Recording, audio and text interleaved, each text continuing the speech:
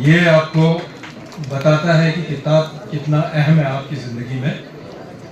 इमाम अली अलैहिस्सलाम कहते हैं books are the garden for scholars. अगर स्कॉलर्स को अपने आप को रिफ्रेश करना है, अगर अच्छी हवा महसूस करनी है, तो उसके लिए सबसे बेहतरीन चीज़ है वो है आपकी किताब। खैर, बहुत ही इम्पोर्टेंट मैसेज कन्वे किया आशिक साहब ने, उसके लिए हम शुक्रिया अदा करते हैं। आज का जो ये प्रोग्राम था, हमारा मॉर्निंग सेशन था, civil service the most preferred career. और जिन बच्चों ने अटेंड किया मॉर्निंग सेशन में, क्योंकि हमने 12th एंड अबव को इनवाइट किया था, तो हमारे QH खान, अमरुल हक खान साहब थे यहाँ पर, जो दिया IS के मैनेजिंग डायरेक्टर है, और उन्होंने 2 घंटे का यहाँ पर सेशन कंडक्ट किया, क्वेश्चन आंसर सेशन कंडक्ट हुआ, और उन्होंने अब तक 4000 प्लस जो है सिविल सर्विस और स्टेट सर्विसेज में बच्चों को क्वालिफाई करवाया है। तो ये मॉर्निंग का सेशन था। आफ्टरनून का सेशन हमने 9th एंड अबव को कॉल किया था। ये प्रोग्राम जो है वो all private school association Kargil organise कर रहा है, और इस तरह के नेशनल रिप्यूट के एक्सपर्ट फैकल्टीज को जो है वो पहली बार करगिल में हमने इनवाइट किया है। आने वाले टाइम में हम बहुत सारे प्रोग्राम करने का इरादा रखते हैं, जिसमें इंशाअल्लाह आज हमारी मीटिंग है, और बहुत जल्दी हम 6th लेवल और 9th लेवल का ओलंपियाड करगिल में कंडक्ट करेंगे। पहले ये डिस्ट्रिक्ट लेवल पे होगा, फिर उसके बाद आप UT लेवल पे, अभी तक ओलंपियाड का सिलसिला शुरू नहीं हुआ है, लेकिन नेशनल लेवल और इंटरनेशनल लेवल में मैथ्स है, आपका साइंस है, इंग्लिश है, इस तरह के ओलंपियाड्स होते हैं, जहां पर बच्चे को आने वाले टाइम में कॉम्पिटिटिव एग्जाम्स के एक्सपोजर्स मिलते हैं। आपके सामने जो आज सबसे इम्पोर्टेंट फैकल्टी है, मैं ज़्यादा टाइम नहीं लूँगा, क्योंकि ज़्यादा से ज़्यादा वक्त जो है वो आपके रूबरू होंगे, आपको बहुत सारे एस्पेक्ट्स के ऊपर ये बताएंगे। नीट IIT JEE एक एस्पेक्ट है जिसको आज हमारे करगिल के बच्चे बहुत अच्छी तरह से परस्यू कर रहे हैं, बहुत अच्छे रिजल्ट्स दे रहे हैं। जब भी नीट IIT JEE का रिजल्ट्स निकलता है तो हम देखते हैं कि हमारे करगिल के बच्चे जो है वो शाइन कर रहे हैं, और इस बार हमारे करगिल के बच्चों ने भी 629 मार्क्स जो है वो क्रॉस किया है। तो ये करगिल के लिए बहुत ही खुशाइन बात है, क्योंकि इस तरह के कॉम्पिटिटिव एग्जाम्स बेसिस बनते हैं आपके प्रोफेशनल करियर के लिए, और आगे जाके आजकल के टाइम में ऐसे प्रोफेशनल ग्रेजुएट्स जो है वो बहुत ज़्यादा नंबर में UPSC भी क्वालिफाई कर रहे हैं। तो सबसे इम्पोर्टेंट एस्पेक्ट ये है कि सैयद मासूम रज़ा साहब, SM रज़ा साहब पिछले 30 साल से मैथ्स के फैकल्टी है, और अगर आप विन चैनल देखते हैं, विन TV देखते हैं, तो वहाँ पर करियर काउंसलिंग के ऊपर, हर सब्जेक्ट्स के ऊपर, हर सेक्टर पे, फील्ड में, एरिया में इन्होंने 200 प्लस एपिसोड्स दिए हैं। अगर आप YouTube पे भी जाएंगे और विन चैनल पे कामयाबी के रास्ते देखेंगे, प्रोग्राम का नाम है कामयाबी के रास्ते, तो आपके करियर के रिलेटेड जितने भी आपके इश्यूज है, क्वेश्चंस है, आपको अंडरस्टैंड करना है किस करियर में कितना प्रोस्पेक्ट है, किस सब्जेक्ट को किस तरह से पढ़ना चाहिए, तो ये प्रोग्राम जो है आप अपने YouTube के ऊपर, मोबाइल के ऊपर ज़रूर देखें। बहुत सारी चीज़ें आप मोबाइल पर देखते हैं, ज़रूरत की चीज़ें आप कम देखते हैं। तो अब करगिल के बच्चों को डायरेक्शन चेंज करने की ज़रूरत है, गोल चेंज करने की ज़रूरत है, टारगेट चेंज करने की ज़रूरत है। आने वाला टाइम जो है बहुत ही कम्पिटिटिव है, और साथ ही साथ मैं आपसे रिक्वेस्ट ये करूँगा कि अगर आपके पास बुक और पेन है तो चीज़ों को नोट करें। क्वेश्चन आंसर सेशन होगा, एक्सटेंसिव क्वेश्चन आंसर सेशन होगा। हमारा प्रोग्राम का टाइम 4 बजे तक है, लेकिन अगर आप क्वेश्चन आंसर सेशन में इनको एक्सटेंड करना चाहते हैं तो हम उसके लिए भी तैयार हैं। सबसे इम्पोर्टेंट बात है कि हमारे बच्चे क्वेश्चन करें। मैंने इससे पहले सेशन में भी बताया, पैगंबर की हदीस है, अल इल्म फी कुफ इल्म जो है वो ताले के अंदर है, knowledge is in the lock. वह हुआ मिफ्ताह अस्सवाल, और उसकी चाबी जो है, the key to it is interrogation, उसकी चाबी जो है वो सवाल है। जब तक आप सवाल पूछेंगे नहीं, आप और ज़्यादा इल्म हासिल नहीं कर सकते। हमारे टीचर्स का हर वक्त ये कंप्लेंट रहता है कि बच्चे जो है क्वेश्चंस नहीं पूछते हैं, और तब टीचर्स के लिए भी ये जजमेंट करना मुश्किल हो जाता है कि आपको कॉन्सेप्ट समझ में आया है कि नहीं आया है। दूसरी बात यह है कि जब आप टीचर से क्वेश्चंस नहीं करते हैं तो टीचर्स अपने आप को इम्प्रूव नहीं कर पाते। जितने आप क्वेश्चंस करेंगे उतना टीचर जो है वो इम्प्रूव करेगा। आपको डरने की ज़रूरत नहीं है, घबराने की ज़रूरत नहीं है। सवाल पूछना जो है वो पैगंबरी कैरेक्टर है। पैगंबर के अखलाक में से एक अहम अखलाक जो है वो सवाल पूछना है।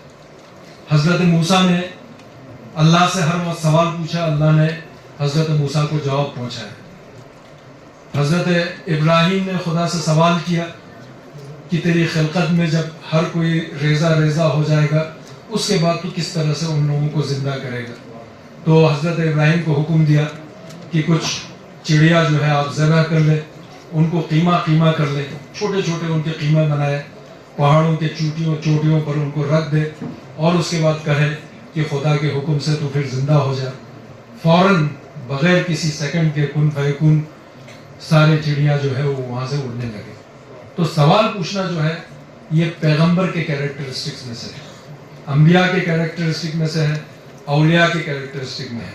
सिर्फ सवाल वो नहीं पूछता है जो जाहिल होता है, क्योंकि उसको पता है, अपनी जहालत का अंदाज़ा है, मेरा सवाल जो है वो कभी भी इल्मी सवाल नहीं होगा। मैं अपने इसी बात के ऊपर अपनी बात को तमाम करता हूँ कि इमाम जाफर सादिक अलैहिस्सलाम कहते हैं इंसान को क्लासिफाई करते हैं इनटू 3 कैटेगरीज। 3 किस्म के लोग हैं दुनिया में, 3 किस्म के इंसान आप दुनिया में देखोगे। पहला वो होगा जो लर्नेड होगा, आलिम होगा। दूसरा कैटेगरी जो होगा वो होगा लर्नर, तालिब इल्म, सीखने वाला। ये 2 कैटेगरी है। और आपको पता है तीसरा कैटेगरी क्या है? थर्ड कैटेगरी इमाम जाफर सादिक अलैहिस्सलाम कहते हैं अगर वो आलिम भी नहीं है, अगर वो तालिब इल्म भी नहीं है, तो that person is an idiot person.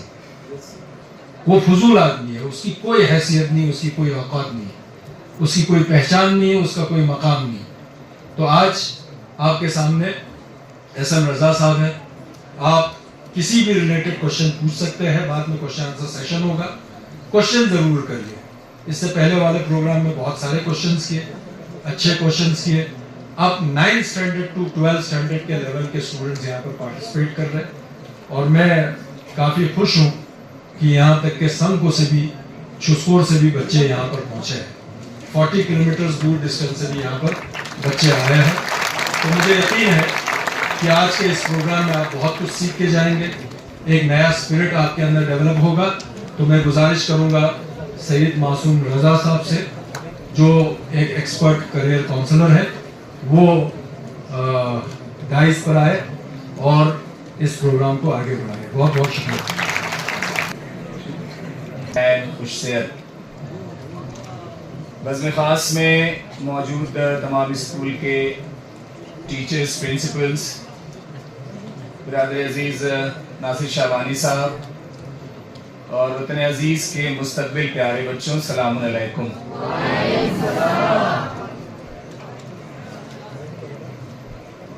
परवरदिगार आलम का शुक्र है इस बात के लिए कि ज़िंदगी में कुछ लम्हे उसने इंसानियत की खिदमत के लिए मुझे अता किया। इंसान की ज़िंदगी का सबसे अहम लम्हा वो है जिस लम्हे को, जिस वक्त को वो इंसानियत की खिदमत में लगाता है। ज़रूरत इस बात की है कि आज ज़माने में जो तब्दीलियां हैं उससे आपको रूबरू कराया जाए और बताया जाए कि ज़िंदगी में आपको आगे कैसे बढ़ना है। सुबह के सेशन में जो बात हो रही थी, उस बात को मैं इमाम हुसैन की ज़िंदगी से जोड़ना चाहूँगा। आप सोचें, जब आपने मदीने से पहला कदम घर से बाहर निकाला, लोगों ने आपसे पूछा कि आपका मकसद क्या है, तो आपने बताया कि मेरा मकसद इस्लाह उम्मत है। यानी इमाम ने जो सफर जिंदगी का या ये जो सफर शुरू किया था, उसमें भी एक टारगेट था।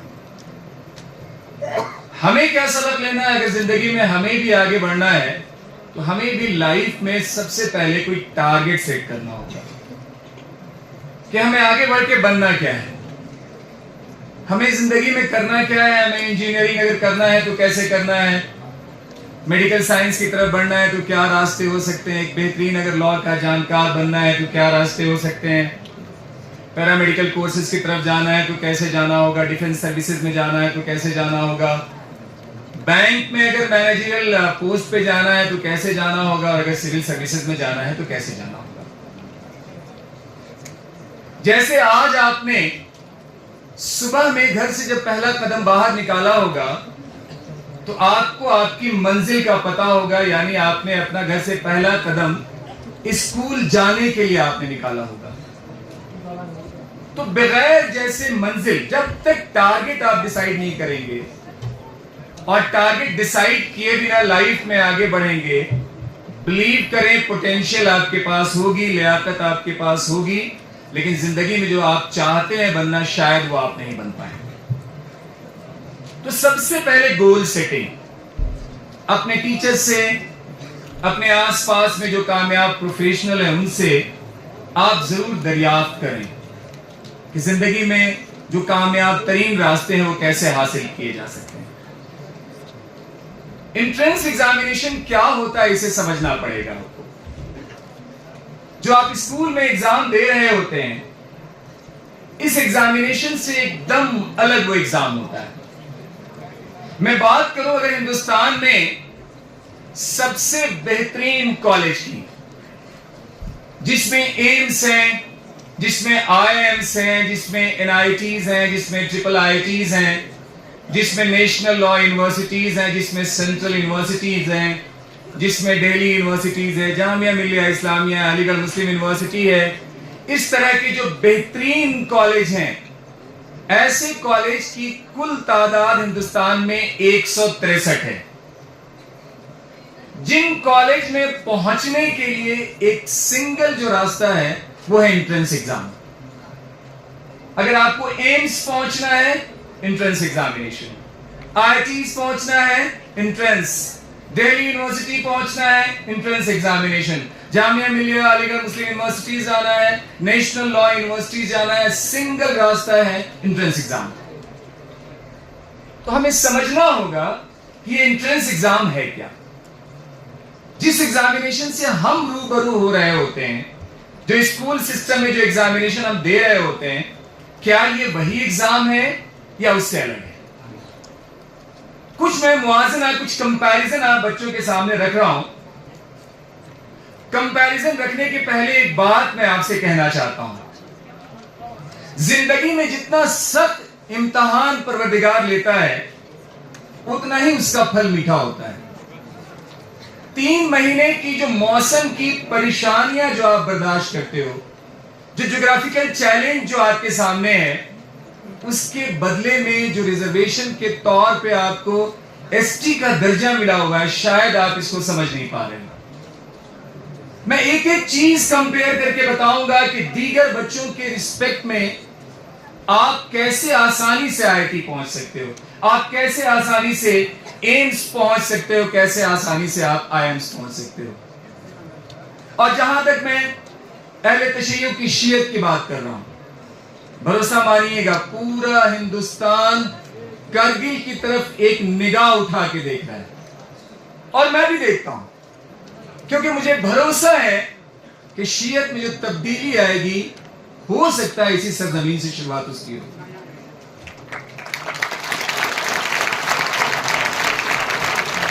आपके अंदर वो जज्बा है, आपके अंदर एक आगे बढ़ने की चाहत, आपके अंदर जहां कमियां होती हैं, जहां रिसोर्सेज की कमी होती है, चिंगारी वहीं भड़कती है।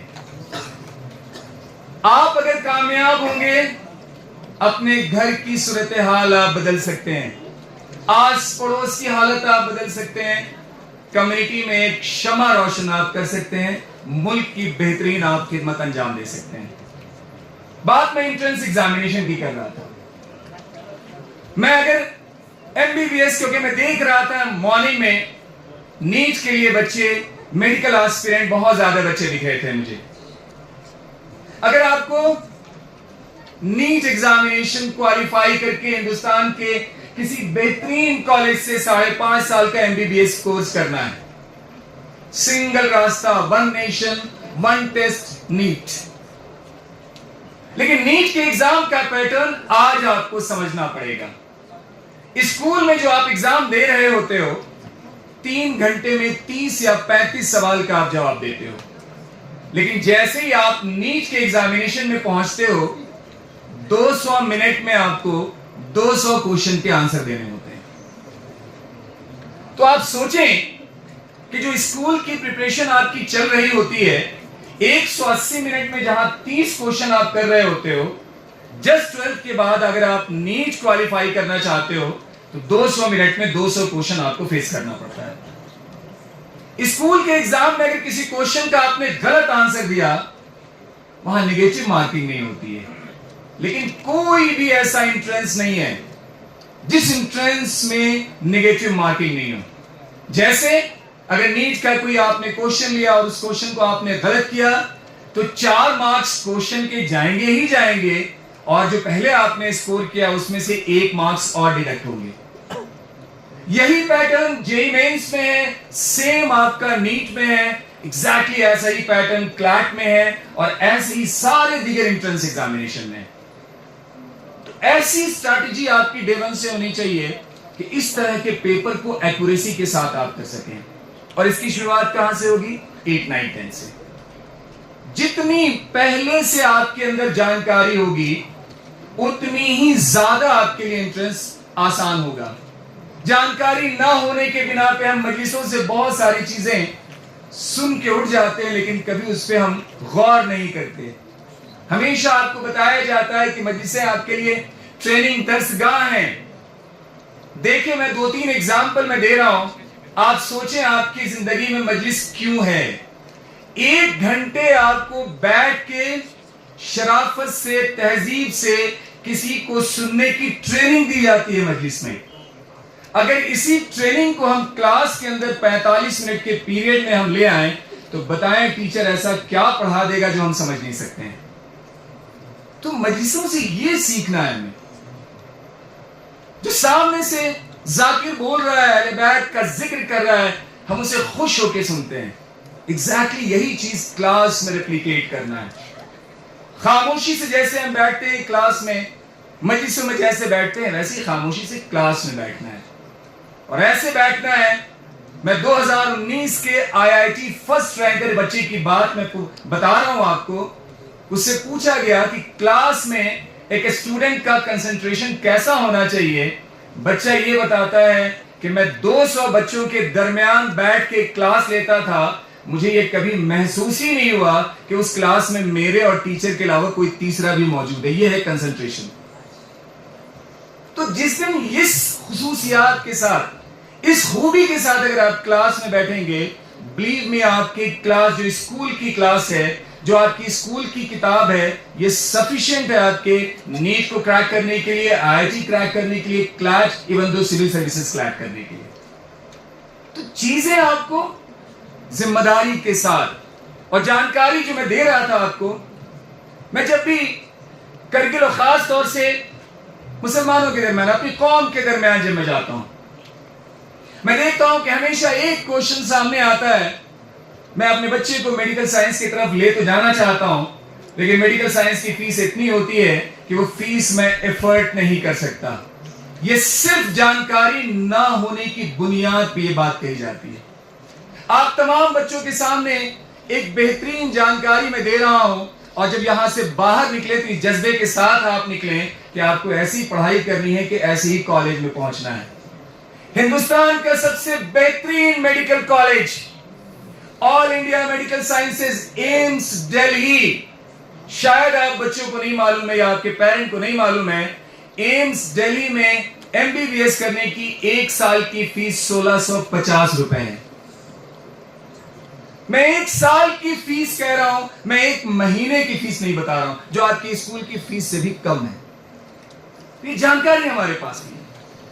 पैरामेडिकल के जितने सारे कोर्सेज हैं एम्स में, BSc नर्सिंग आप करें, BSc ऑपरेशन थिएटर टेक्नोलॉजी करें, ऑप्टोमेट्री का कोर्स करें, MLTs के कोर्स करें, जितने सारे एम्स में पैरामेडिकल के कोर्स हैं, मैं उन कोर्सेज की फीस आपको बता रहा हूं। 1 साल की फीस है सिर्फ 900 रुपए।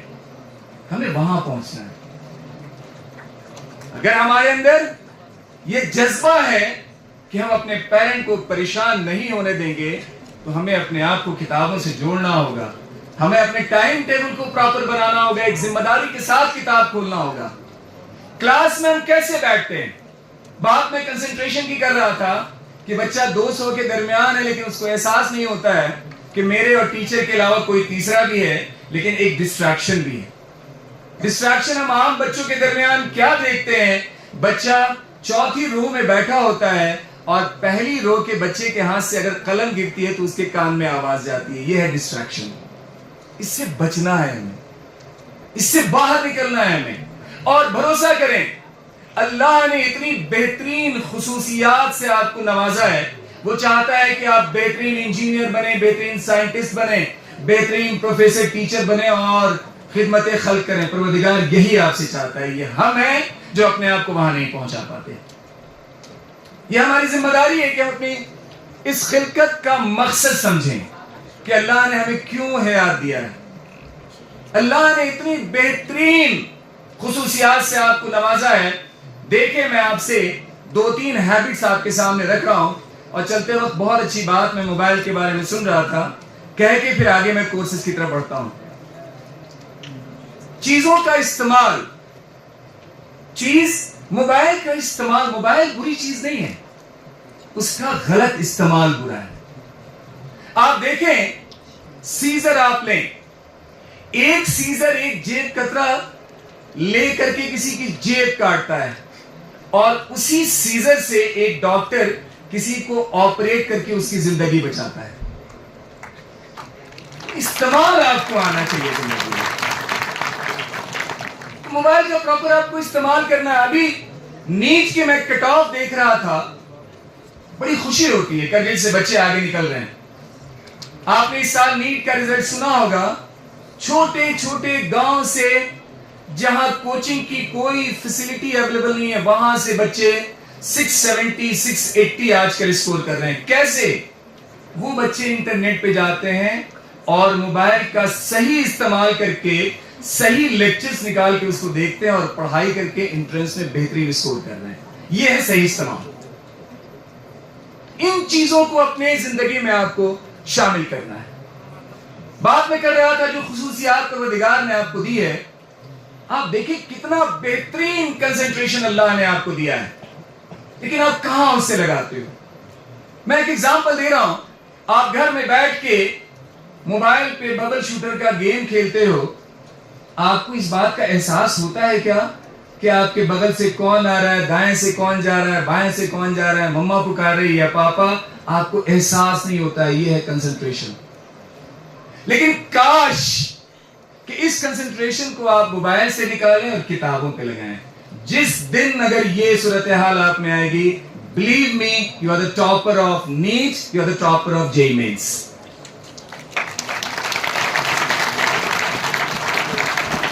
चीजों को सीखने का इतना बेहतरीन हुनर परवरदिगार ने आपको दिया है।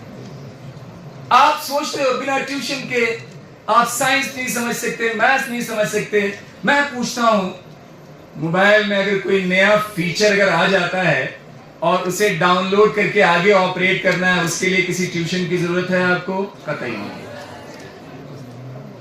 ये टैलेंट जो अल्लाह ने आपको एक बेहतरीन इंसान बन के इंसानियत की खिदमत करने के लिए दिया है, उसे आप कहां लगा रहे हो? इस पे अपने आप को ले जाना है, उस पे सोचना है और टारगेट डिसाइड करके उस तरफ दौड़ने की कोशिश करना है। रिजर्वेशन हिंदुस्तान में आप जैसे बच्चों के लिए जितनी सीट्स इंडिया में होती है, सारे एंट्रेंस एग्जाम की बात कर रहा हूं मैं, आईआईटी की बात कर रहा हूं मैं, एनआईटीज की बात कर रहा हूं मैं, नीट में बात कर रहा हूं मैं, क्लैट के लिए बोल रहा हूं मैं, दिल्ली यूनिवर्सिटी सीयूईटी के थ्रू बोल रहा हूं, चाहे आप नौकरी के लिए कोई एग्जाम दें, हर एग्जाम में 7.5% सीट्स एसटी के लिए रिजर्व होती है। मैं कट ऑफ देख रहा था पिछले साल का, देख के मुझे हैरत हुई कि अगर गवर्नमेंट मेडिकल कॉलेज में किसी जनरल कैंडिडेट को, जो जनरल कैटेगरी का बच्चा है, अगर उसको गवर्नमेंट मेडिकल कॉलेज में सीट लेने के लिए अगर 650 नंबर की जरूरत है, तो एसटी कैटेगरी के बच्चों को 457 नंबर की जरूरत होती है सिर्फ। इतनी ज्यादा सहूलत आपके लिए है। एंड सिमिलरली मैं आईआईटीज की बात कर रहा हूं, जिसको सुन के शायद आप हैरत करें, मेंस के बाद आईआईटी जे एडवांस में जनरल कैटेगरी के बच्चों की कट ऑफ 109 नंबर थी, लेकिन एसटी के बच्चों की कट ऑफ सिर्फ 47 नंबर थी।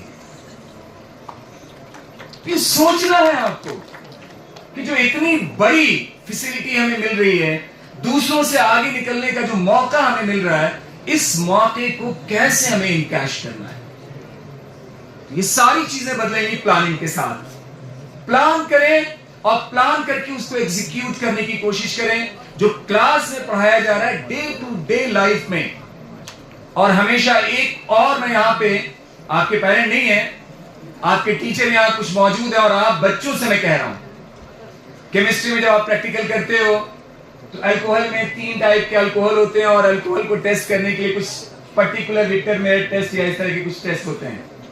लेबोरेटरी में आप जाके टेस्ट करके बता सकते हो कि ये प्राइमरी अल्कोहल है या सेकेंडरी या टर्शियरी है। किसी चीज को चेक करने का एक पैरामीटर होता है। कभी अगर आपको ये चेक करना हो अपने आप को, खुद अपने आप को, कि क्या मैं डॉक्टर बनने के लायक हूं या नहीं, क्या मैं आईआईटीज पहुंचने के लायक, एम्स पहुंचने के लायक, क्या मैं सिविल सर्विसेज क्रैक करने के लायक एक स्टूडेंट हूं या नहीं हूं, एक सिंपल मैं टेस्ट आपको बता रहा हूं। ध्यान रखिएगा, अगर आपको पढ़ने के लिए अगर आपके पेरेंट और आपके टीचर को कहने की जरूरत पड़ जाए, तो ध्यान रखिएगा ऐसा बच्चा कभी भी कंपटीशन को क्रैक नहीं कर सकता। तो ये जिम्मेदारी खुद आपको समझनी पड़ेगी। पैशनेट होगी किताब आपको खोलना है, 3 से 4 घंटे कंसंट्रेशन के साथ किताब के साथ आपको लगना है। और बिलीव मी, जो कंसंट्रेशन मैंने आपके सामने जो रखा है, अगर उस कंसंट्रेशन के साथ, उस अटेंशन के साथ अगर आप किताब के साथ जुड़े, मुझे लगता है बेहतरीन एंट्रेंस एग्जामिनेशन में आपका अटेम्प्ट होगा और एक अच्छे रैंक से आप एंट्रेंस एग्जामिनेशन क्रैक कर सकते हैं। चीजें बदल रही हैं। हमने बायो लिया, पीसीएमबी का कॉम्बिनेशन 9-10 के बच्चे हैं, 11th में आके बायो लेते हैं, उनके दिमाग में सिर्फ एक चीज रह जाती है कि अगर मैंने नीट क्वालिफाई नहीं किया तो मैं आगे जिंदगी में क्या करियर ऑप्शन देख सकता हूं। मैं इस डाइस से खड़े होकर आपको एटलीस्ट अभी 25 ऑप्शन बता सकता हूं कि अगर आपने नीट के लिए, अगर आपने 11th-12th में पीसीबी लिया और नीट अगर आपने क्रैक नहीं किया, तो उसके अलावा आपके पास क्या ऑप्शन हो सकते हैं। आप देखें, आपके पास जैसे मैंने बताया एमबीबीएस एंड बीडीएस के अलावा मेडिकल साइंस के बच्चे जो मेडिकल के लिए ऑप्ट करते हैं बायो, उनके लिए एमबीबीएस एंड बीडीएस के अलावा जो ऑप्शंस हैं, उसमें आप देखें biotechnology, microbiology, agriculture sciences, horticulture, sericulture, molecular biology, cellular biology, MLT के सारे कोर्सेज, फिजियोथेरेपी, डेंटिस्ट्री, इसके अलावा वेटनरी साइंसेज, बहुत सारे कोर्सेज हैं आपके लिए। ये हमें नहीं पता होता है। हमने पीसीएम का कॉम्बिनेशन लिया, ज़हन में सिर्फ एक बात होती है कि हमें आईआईटी करना है, हमें एनआईटीज पहुंचना है, हमें इंजीनियरिंग करना है। लेकिन अगर आपने पीसीएम का कॉम्बिनेशन लिया, मैथ्स के साथ आप आगे बढ़े, और अगर आपका जेई नहीं होता है, तो आपके लिए भी 50 ऑप्शंस मैं बता सकता हूं। यहां से आप बीएससी करने के बाद बेहतरीन बीएड करके आप टीचर बन सकते हैं। एमएससी मैथ्स, फिजिक्स, केमिस्ट्री करने के बाद नेट क्वालिफाई करके कॉलेज में आप लेक्चरर बन सकते हैं। बीएससी करने के बाद बैंक पीओ का एग्जाम क्रैक करके बैंक में मैनेजर बन सकते हैं। रेलवे में आप जा सकते हैं, स्टेट सर्विसेज में जा सकते हैं, सिविल सर्विसेज में आप जा सकते हैं, बीसीए 12th के बाद बीसीए करके आप एमसीए कर सकते हैं, बीएससी के बाद आप एमसीए कर सकते हैं, सो मेनी कोर्सेज। मुझे 2002 की एक स्टूडेंट का एक बेहतरीन एग्जाम्पल मैं आपके सामने रख रहा हूं। महसूस करें 12th में उस बच्ची ने पीसीएमबी चारों कॉम्बिनेशन लिया। 12th क्वालिफाई करने के बाद वो बच्ची बिट्स पिलानी के कैंपस में थी। 12th बोर्ड में 70%, सिर्फ 70% मार्क्स आए। 12th बोर्ड का एग्जाम क्रैक करने के बाद क्योंकि उसके पास मैथ्स और बायो दोनों थी, उस बच्ची ने इंजीनियरिंग का एंट्रेंस भी फेस किया, मेडिकल भी फेस किया। लकीली उसका कहीं भी कोई सिलेक्शन नहीं हुआ। शी केम टू मी कि सर मैं ईयर ड्रॉप नहीं करना चाहती, आप मुझे बताएं कि अगर मेरा सिलेक्शन नहीं हुआ तो मेरे लिए करियर में क्या ऑप्शन होगा। अगर मैं आईआईटीज नहीं पहुंच पाई, एम्स नहीं पहुंच पाई, तो और बेस्ट ऑप्शन क्या हो सकता है। मुझे आज भी याद है, मैंने उसको फिर बताया कि आप बीएससी बायोटेक करो। उसने दिल्ली यूनिवर्सिटी में बीएससी बायोटेक किया, उसके बाद MSc bioinformatics sciences, IIT Delhi से रिसर्च। और जो बच्ची आईआईटी दिल्ली नहीं पहुंच पाई, आज वो आईआईटी दिल्ली में लेक्चरर है।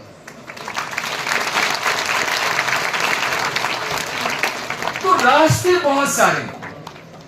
हमें अपने टीचर से, जो आपके टीचर बैठे हुए यहां पे, बहुत सारे करियर में इनको ऑप्शंस के बारे में पता है। आप इनसे पूछें, इनसे पता करें एंट्रेंस एग्जामिनेशन के बारे में। और तैयारी एंट्रेंस एग्जामिनेशन की नासिर भाई ने बहुत अच्छी एक शुरुआत यहां पे अभी करने की कोशिश की है, ओलंपियाड एग्जाम्स। आज घर जाएं, गूगल करें आप, 9th क्लास में एक ओलंपियाड होता है IJSO, international junior science olympiad. Maths का 9th 10th के लिए एक ओलंपियाड होता है NMTC। 10th और 11th के बच्चों के लिए एक ओलंपियाड मैथ्स का होता है IOQM। 11th and 12th science stream के बच्चों के लिए ओलंपियाड होता है IPHO, ICHO। इस तरह के एग्जाम से अपने आप को अटैच करें। मैं बताना चाह रहा हूं कि ओलंपियाड एग्जाम क्या होता है। ओलंपियाड एग्जामिनेशन का पैटर्न वैसा ही होता है जैसा 12th के बाद नीट का पैटर्न होता है, जैसा जेई का पैटर्न होता है, जैसा क्लैट का पैटर्न होता है, जैसा CUET का पैटर्न होता है। तो अगर आपने 10th क्लास में एक ऐसा एग्जाम फेस किया जिस एग्जाम के जैसा ही नीट होना है, सपोज आपने 10th में वो ओलंपियाड अटेम्प्ट किया और आप क्वालिफाई नहीं हो पाए, कोई परेशानी नहीं है। कम से कम 2 चीजें तो होंगी जिंदगी में आपकी। सबसे पहले ऑब्जेक्टिव नेचर का क्वेश्चन पेपर कैसा होता है ये आपको पता चलेगा। उस पेपर का रिस्पांस OMR शीट पे कैसे फिल करते हैं ये पता चलेगा। अगर आप नहीं निकल पाए, कट ऑफ क्लियर नहीं कर पाए, तो ये पता चलेगा कि जो बच्चे क्वालिफाई कर रहे हैं उनसे कितना आपका गैप है। क्योंकि वही बच्चे जो ओलंपियाड में 10th क्लास में आपके साथ बैठ रहे हैं, 9th में आपके साथ बैठ रहे हैं, यही बच्चे 12th में आपके लिए जेईई में कंपटीशन देंगे और यही बच्चे आपके मध्य मुकाबले नीट के लिए होंगे। तो अगर हम क्वालिफाई नहीं कर पाए तो एटलीस्ट हमें 10th में, 11th में, 12th में ये जानने का मौका मिलेगा कि ऐसे बच्चों की रिस्पेक्ट में हम आज कहां खड़े हैं। सो अपने आप को ओलंपियाड एग्जामिनेशन से जोड़ने की कोशिश करें। सारे ओलंपियाड एग्जामिनेशन की फीस बहुत नॉमिनल होती है। अगर आप ऑनलाइन जाएं, और आज ही 9th के बच्चों को मैं कह रहा हूं, यहां स्कूल के भी टीचर मौजूद हैं, आप गूगल करें IJSO रजिस्ट्रेशन, फॉर्म आएगा, प्राइस सिर्फ है 150 रुपीज। और ST के लिए हमेशा हर जगह पे रिलैक्सेशन है। मैं आज एक न्यूज देख रहा था, आर्टिकल आप तक आने के पहले, देखें, महसूस करें क्या क्या चीजें आपके लिए, कितनी सहूलियात आपके लिए, शायद आप इसको अंदाज नहीं कर पाते हैं। अगर आप किसी बेहतरीन गवर्नमेंट कॉलेज में आप पहुंच गए, ST हैं आप, और अगर सालाना आपकी फैमिली की इनकम 1 लाख रुपए से कम है, तो मैक्सिमम कॉलेजेस में आपकी ट्यूशन फीस 0 रुपीस है, कुछ आपको पे नहीं करना है।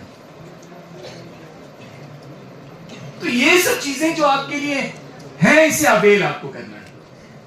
आज से ही आपको तैयारी शुरू करनी है। घर पे कंसंट्रेशन के साथ टाइम टेबल फ्रेम करने की कोशिश करना है। नीट के लिए, नीट के बारे में जैसे मैंने बताया, 200 क्वेश्चन होते हैं नीट एग्जामिनेशन में, 200 मिनट होते हैं, जिसमें 180 क्वेश्चन आपको अटेम्प्ट करने होते हैं। हर क्वेश्चन को सही करने पे +4 और गलत करने पे 1 नेगेटिव मार्किंग होती है। और आज अगर मैं जनरल कैंडिडेट की बात करूं तो एमबीबीएस गवर्नमेंट कॉलेज में सीट लेने के लिए एटलीस्ट 650 होना चाहिए। लेकिन अगर आप एसटी कैटेगरी से हैं तो लास्ट राउंड में जाकर के अगर 450 नंबर भी अगर आपने स्कोर किया है तो हिंदुस्तान के किसी ना किसी मेडिकल कॉलेज में आपको सीट मिल जाएगी।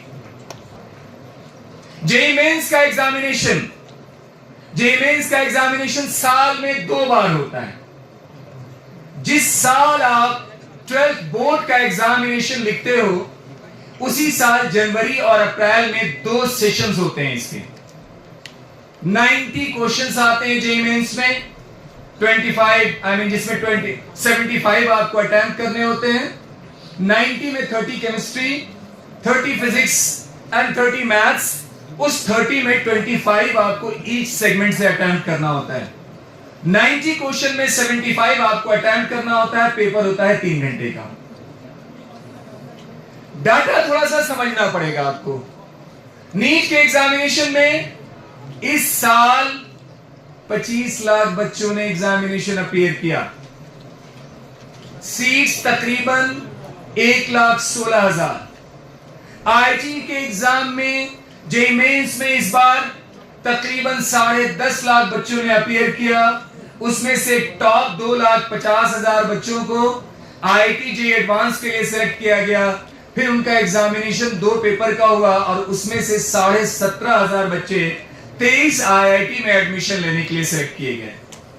सिमिलरली ऐसे ही क्लैट में जब आप जाएंगे तो बच्चे तकरीबन 4 से 5 लाख बच्चे बैठेंगे और वहां भी सीट्स आपकी जो निकल के आएगी वो तकरीबन 7 या 8,000 होगी। लेकिन इन तमाम चीजों में जो सबसे ज्यादा आसान चीज है वो आपके लिए यह है कि आप एक कैटेगरी को बिलोंग करते हैं। इस चीज का फायदा उठाएं। जो आपको रिजर्वेशन मिल रहा है, इस रिजर्वेशन का फायदा उठाने की कोशिश करें।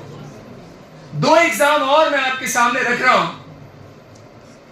जब भी किसी कोर्स को हम करने निकलते हैं तो सबसे पहले अपनी फैमिली की तरफ हम देख रहे होते हैं।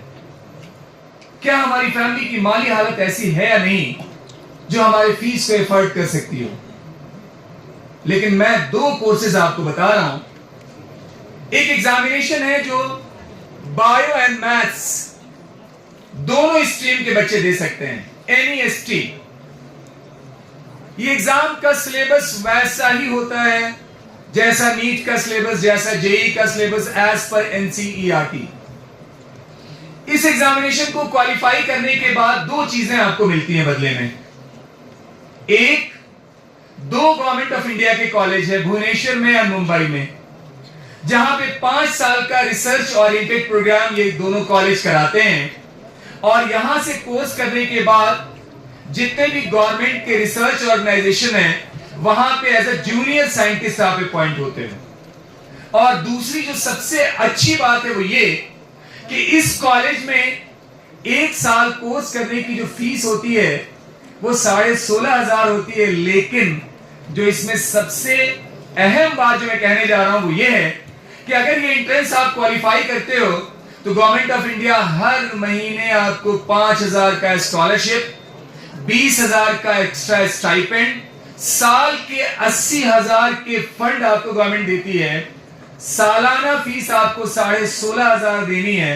रिमेनिंग बचे हुए पैसे से आप आराम से हॉस्टल का, किताब का खर्च निकाल सकते हो। बिना एक पैसा खर्च किए हुए एक जूनियर साइंटिस्ट बन सकते हो आप। ये जानकारी हमारे पास है। मैं आईसीएआर की बात कर रहा था, एग्रीकल्चर। यहां जब मैं श्रीनगर से करगिल की तरफ आया, इतना फर्टाइल लैंड आपका है, इतने नेचुरल रिसोर्सेज आपके यहां मौजूद हैं। मैं देखता हूं आने वाले वक्त में आप देखेंगे agriculture sciences, horticulture, sericulture, microbiology और बायोटेक्नोलॉजी का बहुत ज्यादा डिमांड आने वाला है।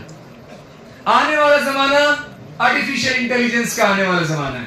आने वाला जमाना इकोनॉमिक्स का है। आने वाला जमाना स्टैटिस्टिक्स का है। आने वाला जमाना आगे बढ़ के जो कॉमर्स साइड से जो बच्चे अच्छा करके आगे निकल रहे हैं, जो सीए बन रहे हैं, जो सीएस कर रहे हैं, जो सीएमए कर रहे हैं, ऐसे बच्चों का है। इस तरह के एग्जाम के लिए अपने आप को तैयारी करनी है, तैयार करना है। बच्चों से शायद आप में से कुछ बच्चों को जरूर पता होगा कि मैनेजमेंट करने का हिंदुस्तान का सबसे बेहतरीन college IIM, Indian institute of management. क्या होता है यहां पे? एमबीए के कोर्सेज होते हैं। सबसे टॉप जो आईएम का कॉलेज है वो है आईएम अहमदाबाद, वैसे आईएम कोलकाता है, आईएम इंदौर है, आईएम रोहतक है, आईएम जम्मू आपके नजदीक है, वहां पे आईएम है। आईएम से मैनेजमेंट का कोर्स करने वाले बच्चे कैंपस में कंपनीज आती है और एक एक बच्चों के पास 3-3 कंपनी के ऑफर लेटर होते हैं। जो मैंने शुरू में बात आपके सामने रखी, 2 तरह के स्टूडेंट होते हैं। एक वो स्टूडेंट होता है जो किसी कोर्स को करके नौकरी के लिए 3 कंपनी के धक्के खाता है, और एक वो स्टूडेंट होता है जो किसी कोर्स को करता है और उसके पास एक नहीं बल्कि 3-3 कंपनी, 4-4 कंपनी के ऑफर लेटर होते हैं। ये स्टूडेंट कहां से निकलते हैं? जो मैंने पहले आपको बताया, हिंदुस्तान में जो 163 कॉलेजेस हैं जिनको गवर्नमेंट ऑफ इंडिया ने INI का दर्जा दिया है, ऐसे कॉलेजेस हैं जिसमें IIMs है, जिसमें एम्स है, जिसमें NITs है, जिसमें दिल्ली यूनिवर्सिटीज है, जवाहरलाल नेहरू यूनिवर्सिटी, आपका सेंट्रल यूनिवर्सिटी है, नेशनल लॉ यूनिवर्सिटीज हैं, इस तरह की कॉलेजेस हैं। तो हमें यहां पहुंचना है। अब पहले अगर आपको मैनेजमेंट करना होता था तो मैनेजमेंट करने के लिए एटलीस्ट आपको ग्रेजुएशन का वेट करना होता था, लेकिन अब आप 12th के बाद भी मैनेजमेंट कर सकते हो। 4 ऐसे आईआईएम हैं, IIM Indore, IIM Rohtak, IIM Jammu और आईआईएम बोधगया। ये 4 ऐसे इंस्टीट्यूट हैं जो 12th पास किसी भी बच्चे को अपने यहां 5 साल के इंटीग्रेटेड प्रोग्राम में एडमिशन देते हैं। आप 12th साइंस से हो तब भी इस एंट्रेंस को दे सकते हैं, कॉमर्स से हो, ह्यूमैनिटीज से हो, किसी भी स्ट्रीम से अगर आप 12th हो तो इस एंट्रेंस को आप क्रैक करके 5 साल का बेहतरीन इंटीग्रेटेड प्रोग्राम करके एक बेहतरीन प्रोफेशनल आप बन सकते हो। तो इस तरह की सारी जानकारी, जो अहम जानकारी, इन जानकारियों को आप इकट्ठा करें। चीजें बहुत रैपिडली बदल रही हैं। जैसे हमारे जहन में एक चीज होती है कि जिसने बायो लिया वो मैथ्स के साथ जस्टिफिकेशन नहीं कर सकता।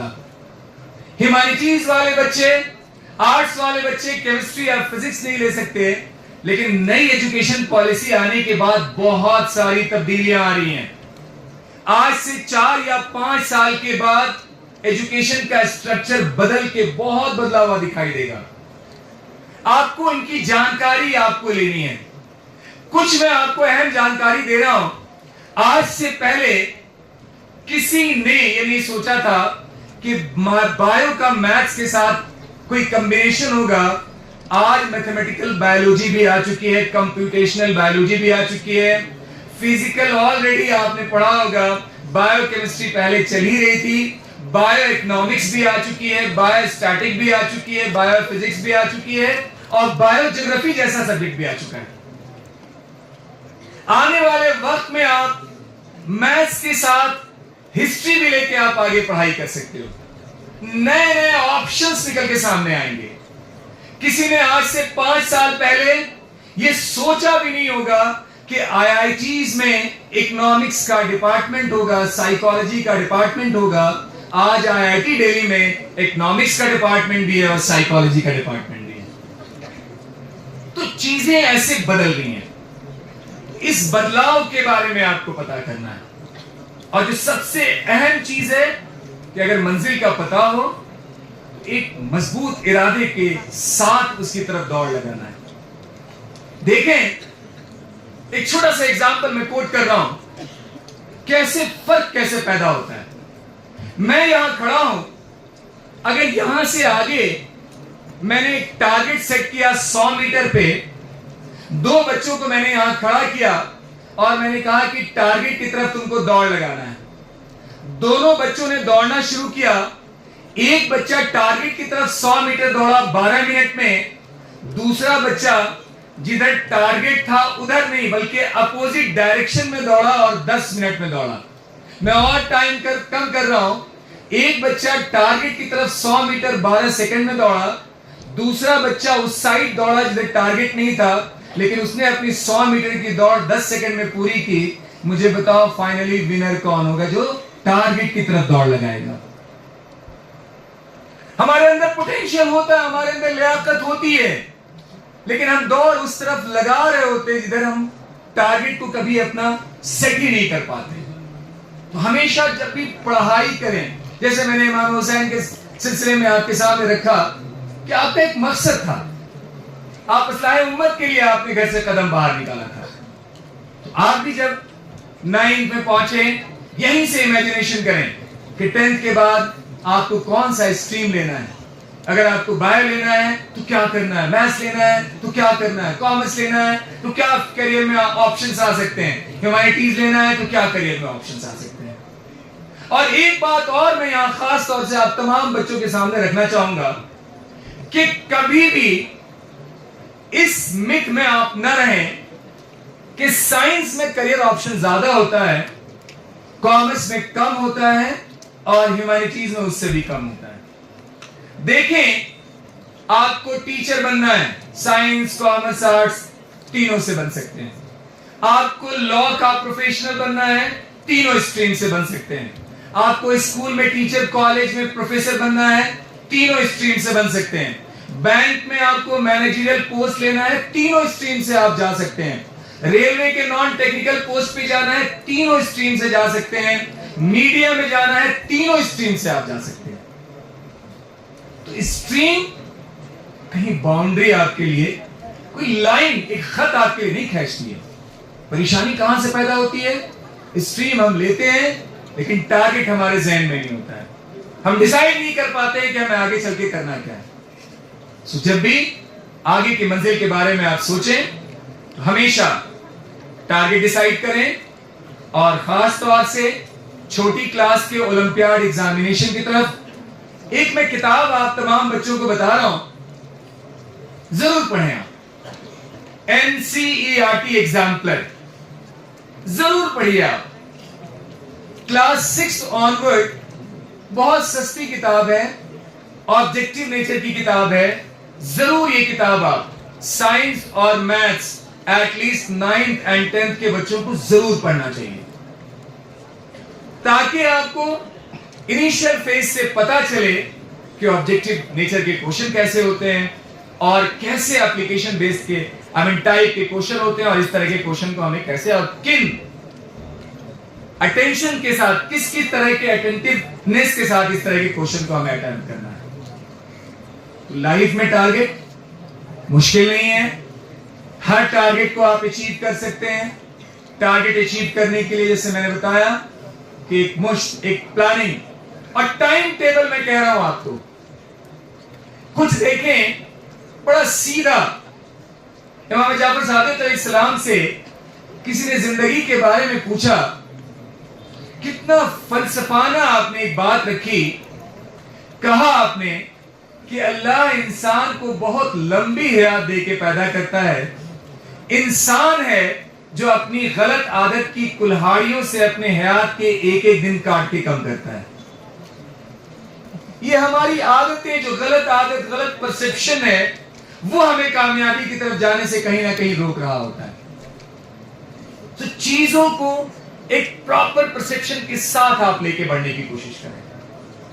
और जो टारगेट आप टाइम टेबल के सिलसिले में बता रहा था, दिन भर में आपके पास 24 घंटे होते हैं। 24 घंटे में आपकी एज में 7 से 8 घंटे की नींद मोर देन सफिशिएंट है। अगर मैं 7 घंटे की नींद ले लूं, 6 घंटे आप स्कूल आए 13 घंटे, 1 घंटे आने जाने के 14 घंटे, 2 घंटे नहाने धोने खाने पीने के 16 घंटे, 2 घंटे खेलने के 18 घंटे, 24 में से अगर आप 18 माइनस करेंगे स्टिल 6 घंटे आपके पास बचे हैं। और याद रखेंगे आप, आपके जिस्म को, आपके ख्यालात को, आपके नेचर को ऐसा बनाया गया है कि अगर टाइम को आप प्रोडक्टिवली यूज नहीं करेंगे तो कहीं ना कहीं वो अनप्रोडक्टिवली यूज होगा। सो इस 6 घंटे को प्रॉपर प्लानिंग के साथ लगाने की जरूरत है। जिस दिन से अगर आपने 4 से 5 घंटे सेल्फ स्टडी का प्रोग्राम बनाना शुरू किया और घर पे सेल्फ स्टडी करना शुरू किया, डेली का रूटीन, डेली का होमवर्क अगर आपने पूरा किया, तो बिलीव मी वो वक्त दूर नहीं होगा कि आप बेहतरीन रैंक के साथ हर एंट्रेंस एग्जामिनेशन को क्रैक कर सकते हैं।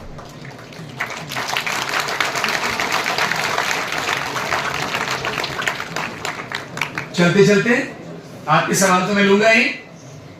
बहुत शुक्रिया अदा करना चाहूंगा ब्रदर अजीज शाबानी साहब का और प्राइवेट स्कूल एसोसिएशन का कि आप जैसे होनहार बच्चों से रूबरू होने का हमें मौका दिया और हम आज इस हॉल से जब बाहर निकले एक एहसास के साथ निकले कि हम अपने वालिदैन के एहसासात की कद्र, हमने अपने वालिदैन के ख्वाहिशात की कद्र करनी है। जिंदगी में जो उन्होंने हमारे बारे में सोचा है, हम मेहनत करके उनके ख्वाब को एक कंप्लीट स्ट्रक्चर देके उनके सामने हम ले आएंगे। और ध्यान रखिए, मैंने जैसे पहले आपको बताया, अगर आप अटेंटिव होके यहां से पढ़ाई करें और एक टारगेट के साथ, एक टारगेट सेट करके अगर आप गोल को सेट करके पढ़ने की कोशिश करें, एनसीईआरटी को, स्कूल के नोट्स को अगर आप ठीक से करने की कोशिश करें, तो मुझे लगता है कि आप बेहतरीन तरीके से सारे एंट्रेंस एग्जामिनेशन को क्रैक कर सकते हैं। मैं अपनी बात को यही खत्म कर रहा हूं, लेकिन मैं चाहता हूं कि आप क्वेश्चन पूछें। खुश हो रहा है कि मैं अकेला नहीं था जो ये नहीं जानता था, ये भी नहीं जानता है। तो this is the reality of the life. इसलिए सवाल पूछने में कभी भी हिचक नहीं होनी चाहिए। जी, सवाल पूछें। सर, मेरा ये है कि हर टाइम हम मोटिवेट कैसे रहे अपने गोल्स को लेके, क्योंकि हम अभी बहुत जल्दी ब्रेक हो जाता है, तो एवरी टाइम हम कैसे मोटिवेट रहें? अच्छा सवाल है और एक बड़ा जनरल क्वेश्चन है। देखिए, होता क्या है कि जिस दिन से आपको ये एहसास हो जाए कि लाइफ में सक्सेस का कोई शॉर्टकट पाथ नहीं होता, अगर हमें कामयाब होना है तो एक अच्छा टाइम टेबल बनाना ही होगा। एक छोटा सा एग्जांपल आपको दे रहा हूं, थोड़ा सा अलग, जिंदगी में एक तल्ख एग्जांपल है। आप मुझे बताएं कि अगर किसी को जन्नत में जाना है तो उसके पहले उसको मरना पड़ेगा कि नहीं? तो अगर लाइफ में आपको कामयाब होना है तो अल्लाह ने जो एक बेहतरीन मौका आपको दिया है ना, उसको एकदम प्रॉपर वे में आपको इस्तेमाल करना है। और हमेशा अपनी फैमिली की तरफ आप निगाह रखें, अपनी फैमिली के बारे में, अपनी माँ के बारे में। मैं भी एक बहुत लोअर मिडिल क्लास की फैमिली से मैं भी बिलोंग करता हूं। मैं अपनी बात इस बच्चे के क्वेश्चन से अटैच कर रहा हूं। 5वीं क्लास तक मैं जो राइस का बैग होता है, जूट का बैग, उस बैग पे बैठ के मैंने नीम के पेड़ के नीचे उर्दू मीडियम में मैंने पढ़ाई की है।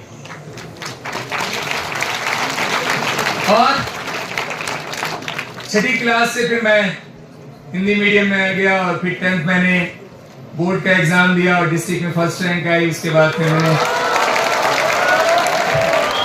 मैंने वहां से साइंस ऑप्ट किया और आगे अपने करियर को आगे बढ़ाया।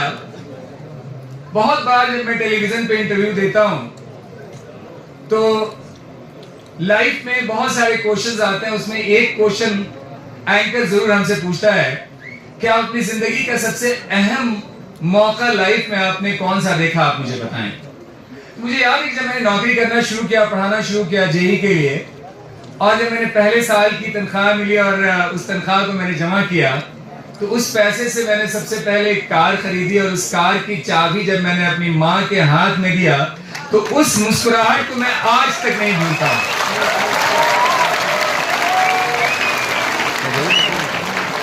तो जिस दिन से आप ये सोचने लगेंगे कि मैं अपनी जिंदगी में वो मोमेंट देखना चाहता हूं कि मैं कोई एंट्रेंस दूं और कामयाब हूं और रिजल्ट जाके अपने वालिदैन को सुनाऊं और उनके चेहरे की मुस्कुराहट देखूं, बिलीव मी, हयात में जन्नत आपको फील आएगी। आप ऐसा करने की कोशिश करें।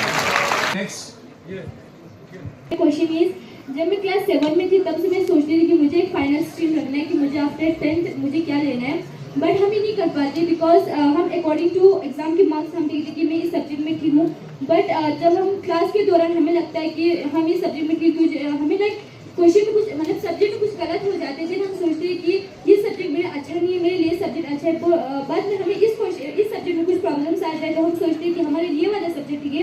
इस साल लाइक टोटली 2 साल हो चुके हैं कि मैं अभी भी कंफ्यूजन हूँ कि मुझे आफ्टर 10 क्या लेना है। तो लाइक मैं 7th क्लास में सोचती थी कि मैं एक फाइनल मुझे गोल रखना है कि आफ्टर 10 मुझे क्या लेना है, बट इस साल कुछ कन्फ्यूजन होते हैं जिसकी वजह से हमें मतलब कन्फ्यूजन रहता है कि आफ्टर 10 मुझे क्या लेना है।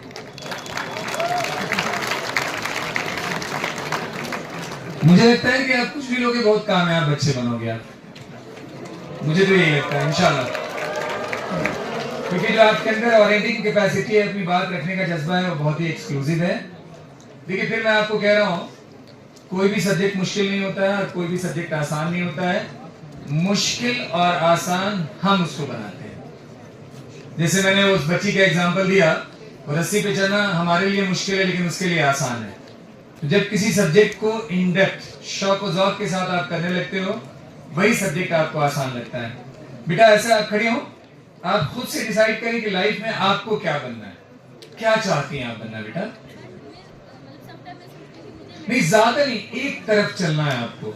अगर बार बार अपने सोच में आप तब्दीली ले आएंगी तो मंजिल तक आप पहुंच नहीं पाएंगी। डिसाइड तो आपको करना है। बहुत सारी चीजों में हम एक बार डिसीजन लेते हैं। जैसे मान लिया मुझे कपड़ा लेना है तो एक बार डिसाइड कर लिया इस ब्रांड का मुझे लेना है, शू लेना है तो इस ब्रांड का लेना है, घड़ी लेनी है तो इस ब्रांड की लेनी है, मोबाइल लेना है तो इस ब्रांड का लेना है।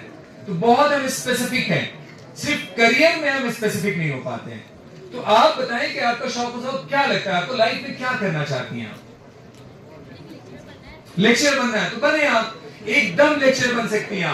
आप क्या करें, आप देखें कि आपके सब्जेक्ट में खास तौर से जो आप अभी 7 से आप बता रही हैं, मैथ देख लें, साइंस देख लें, इंग्लिश देख लें, ह्यूमैनिटीज का सब्जेक्ट देख लें, सोशल का, आप देखिए सबसे ज्यादा इंटरेस्ट किसमें आपको है। मार्क्स के ऊपर मत जाए। हो सकता है आज मार्क्स कम आ रहे हो, आने वाले वक्त में उसी सब्जेक्ट में आप अपने आप को अपग्रेड कर लें। इंटरेस्ट का होना बेहद जरूरी है। देखिए आइंस्टाइन के बारे में कहा जाता है कि दुनिया का सबसे बेस्ट ब्रेन, लेकिन जब आप उसकी हिस्ट्री पढ़िएगा तो सोशल स्टडीज के पेपर में वो फेल होता था। तो अगर सोशल के टीचर से पूछा जाए कि आइंस्टाइन कैसा आदमी, वो बोलेगा मोस्ट डफर, लेकिन दुनिया का सबसे बेस्ट ब्रेन। तो हमेशा अपने शौक को देखें, जिस सब्जेक्ट की तरफ इंटरेस्ट है बेटा बहुत छोटी एज में है उसकी तरफ फोकस हो जाए, इंशाल्लाह बढ़े।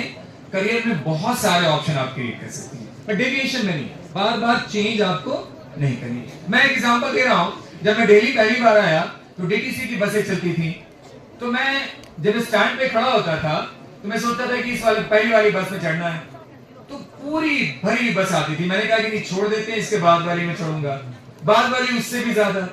और हालत ये होती थी कि जितनी भी बसें आती थी सबसे आखिरी में मैं उस बस में चढ़ता था जिसमें सबसे ज्यादा भीड़ होती थी। तो जहां से मौका मिले वहां से आपको शुरू हो जाना है, बस इंटरेस्ट अपना जरूर देखिएगा।